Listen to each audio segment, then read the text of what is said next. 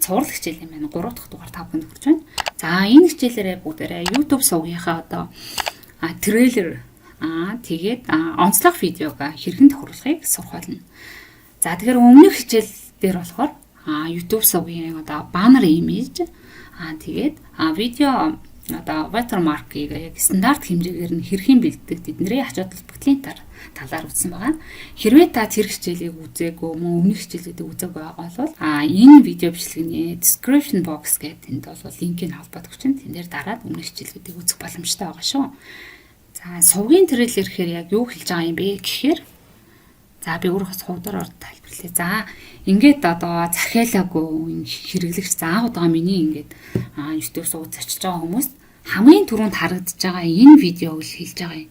За тэгэхээр энэ видеоны хувьд болохоор яг энэ сувгаар та яг сувгаас юу үзэх боломжтой? Яагаад энд ингээд видео контент хийх болсон талаараа мөн өөрийгөө ингээд товч танилцуулсан энэ видео бол энд оруулж өгдөг. За миний хувьд бол одоо хараахан энэ трейлерыг бэлдээгүй зүгээр энэнийхээ оронд болохоор энэ хамгийн их энэ үзэлттэй видеогоо би холбоод өгчихсэн юм байгаа.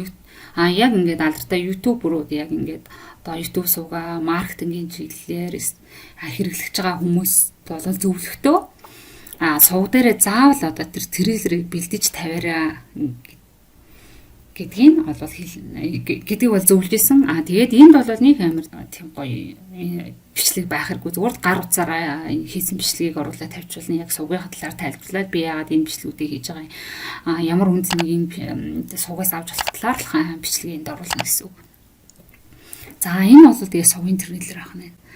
За тэгээд мөн нэг онцлог видео гэдээ бас ингээд оруулдаг.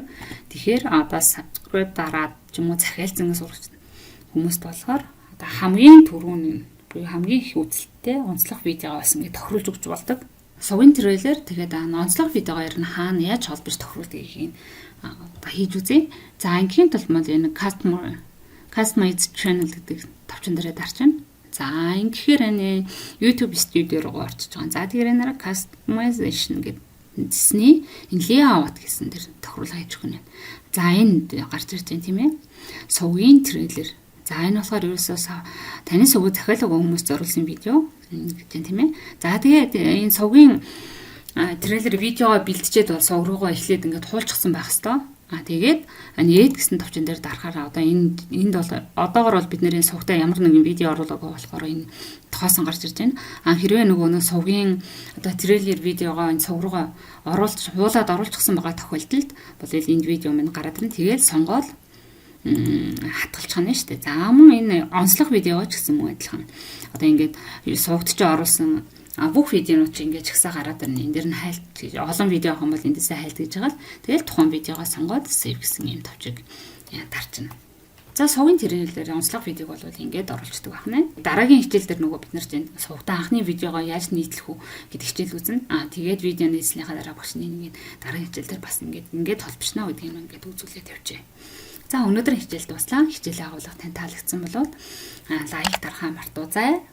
Тэгээд таны дотны энэ бичлэг хэрэгтэй бол тэр хүндээ шеэрлээрэй. Тэр хүндээ дамжуулаарай. За баяр та дараагийн хичээлээр уулзъя.